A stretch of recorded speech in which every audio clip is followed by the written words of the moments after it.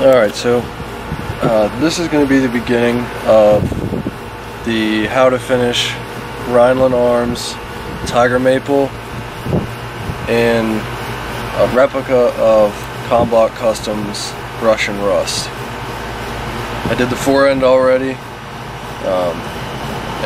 I posted a little video on that.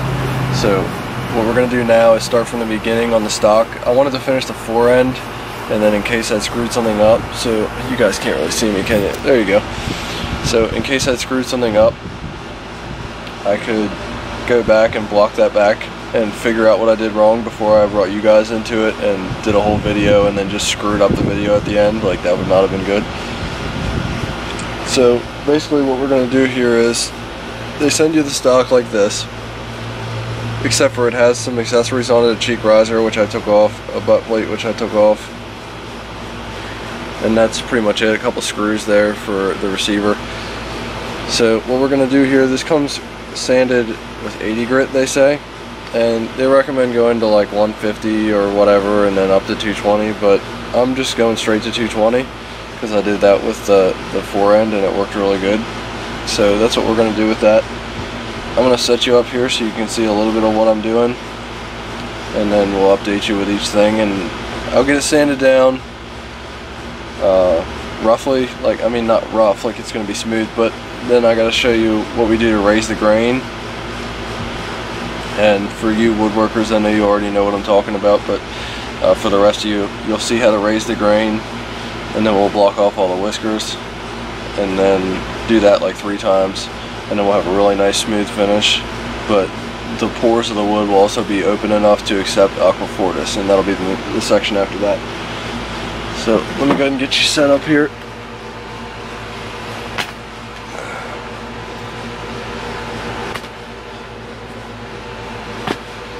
This is not something, hang on a second. This is not something you're going to want to do like in your house, because you're going to get wood everywhere. Let's see if I can get you up a little higher.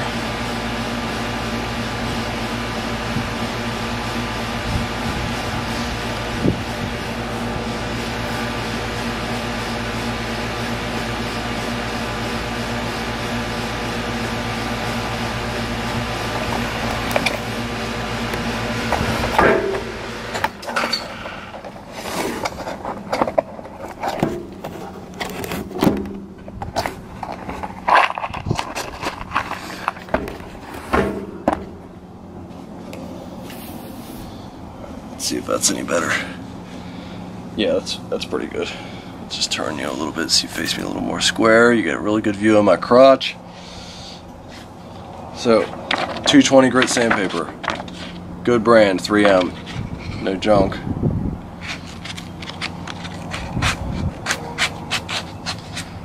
What I like to do, some people use the pads. The pads are good. I've done a fair amount of sanding in my life, enough to know how to work around edges and curvatures without ruining the structure of the buttstock and making flat spots or anything like that. So I'm not using a pad. You can use a pad. You'd probably be better off if you haven't worked with wood a lot, or worked with any kind of sanding, any like curvature, because it's not a whole lot different than, like, I mean, it's a lot different than a vehicle. Like, you can't just go to town on a vehicle with 80 grit and expect it to look good, but the point being, there's a lot of body lines and curvatures in vehicles, so if you've had any experience with that, you probably don't need a pad. You can just use sandpaper like I'm doing. So I just take a quarter of a sheet, fold it over, so one side will grip my fingers, one side will bite the wood, and what we're going to do is basically sand with the grain and make sure to care for any curvatures in the wood. Like back here, there's a curvature, a flat spot here for the cheek rest, another curvature, and then all these intricate little shelves here, they're going to need sanded down too, because they have a lot of little burrs on them from whatever they used to cut this wood. See, it's actually falling out there as I speak. It's all down in the holes that they drilled. And then the bottom here, of course, make sure you sand this without knocking the edge too much, because it's nice and flat there. and then a nice curve to it. Plus you got to get back in all these little areas here in the buttstock, this little section here, which that's supposed to mimic the SVD. I'm not really sure why they put that there on the original. Somebody might know. If you do, comment below. So let's go ahead and get started.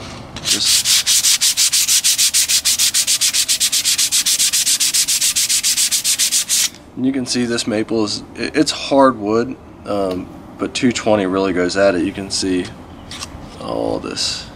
Well, maybe you can't, but it picks up a lot and really quick. So just be careful what you're doing, because if you were doing that here on the back side or something, you'd be creating a flat spot really quickly.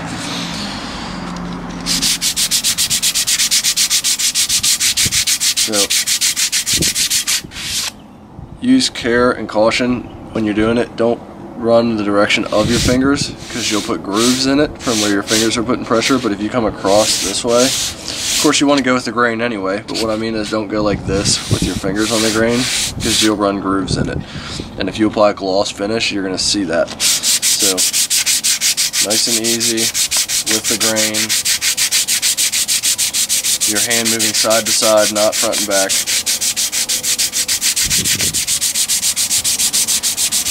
And this is what I meant earlier when I said you're not going to want to do this in your house, because this 220, it doesn't even clog it up. It's just really fine particles of wood, and you get a lot of it really fast.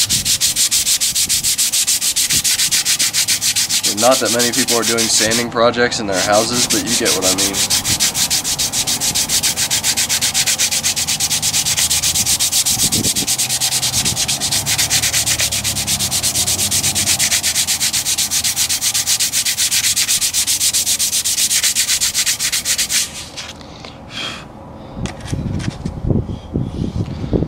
See, that was, what, 2 minutes? And we're already almost down to a really nice smooth surface right here. And actually, we could probably stop right there until we go to raise the grain.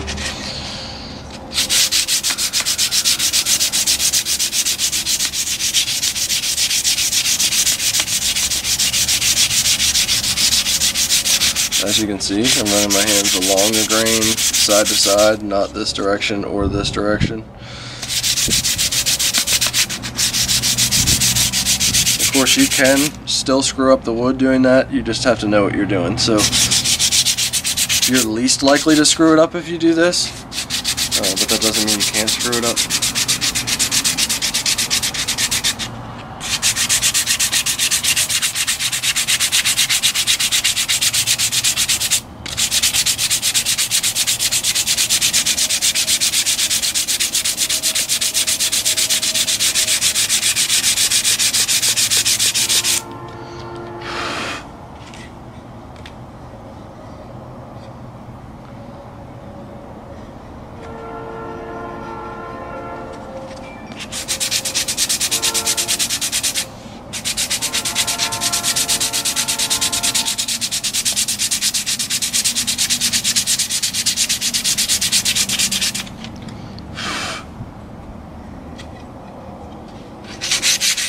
Alright, right here, go ahead and mention this for you guys. Right here, this piece here is sort of like a D shape. So you want to be really careful with sanding on the side, because you don't want to make that flat spot like I was talking about. And you will if you go too hard right here. So just be careful there.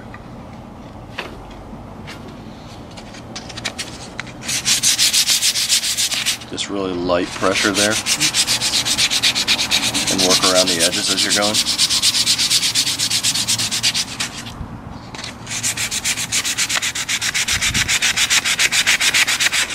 Alright, so I'm going to go ahead and work through this without you guys, just to get it done, because this video doesn't need to be 2 hours long.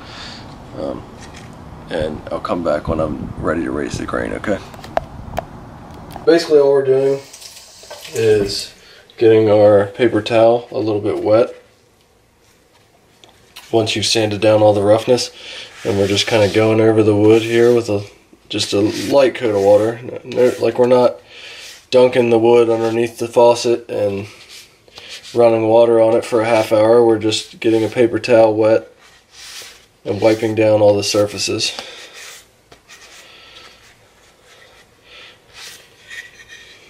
This is the first time I actually have ever done anything like this. Typically when I do something like when I made the kitchen table, I just knock it back with 220 and stain it, and that's the end of it. But this is some really pretty wood. So basically we're just getting it wet a little bit. This is going to excite the grains, get them to stand up, and then we're going to knock the whiskers off of them, like I said. And this, you can actually hopefully see when it's wet, maybe not, how much grain likes to come out of it when it's wet. See, that's exciting, that grain there down in the wood. There you can see it. These stocks are actually two pieces of like a 1x6 that they take down and effectively glue together. So that's all it really is. I don't know. To me, I think it would be better to have a 2x6 of this, just so that both sides match 100% evenly. Like on the handguard that I did, it's absolutely beautiful, but you can still see and tell that they're not the same piece of wood. It's two separate pieces of wood. Like if it was the same piece, the grain should be the same on both sides, and that's not really how it is. But I'm not upset about it. It's actually still really beautiful wood, but you know, that just would be nice, because then the right side of the rifle is going to have just the most beautiful wood on the front of the fore end. And it looks like, from what I can see here, the right side of the buttstock will also have more beautiful wood. So we'll see. I mean, the left side of the buttstock still looks really pretty from what I can tell, but I don't think it's going to turn out quite like the right side will. But that's fine. Now we're just going to wait for this to dry off a little bit. You only have to wait a couple minutes, but you can feel, I doubt you can see, there's no way you're going to see that, but you can feel sort of an added texture from when you added water to it. It sort of picks up those grains and, well, raises them. That's why they call it that. So the next, I don't know, probably 20 minutes is going to be spent with just me sanding this wood. So I'm going to let you guys skip that, because that's really boring. And whenever I come back, it'll be time to apply the Aquafortis. Alright, see you then.